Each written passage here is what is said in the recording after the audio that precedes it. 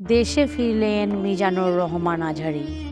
দীর্ঘদিন পর দেশে ফিরেছেন বাংলাদেশের জনপ্রিয় ইসলামী আলোচক মাওলানা মিজানুর রহমান আজহারী।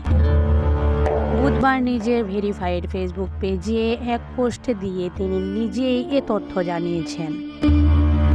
ফেসবুক পোস্টে তিনি লিখেছেন, আলহামদুলিল্লাহ, সহি সালামতে প্রিয় মাতৃভূমিতে এসে পৌঁছালাম।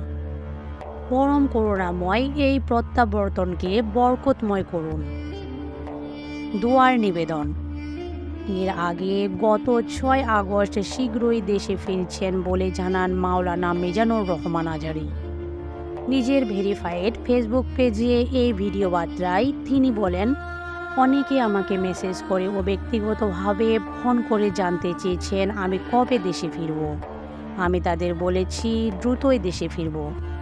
আপনাদের সঙ্গে দেখা করার অপেক্ষাতে রয়েছে আমি নিজেও। শীঘ্রই সাম্য মানবিকতার মুক্ত স্বাধীন বাংলাদেশে আমি আপনাদের সাথে সাক্ষাৎ করতে চাই।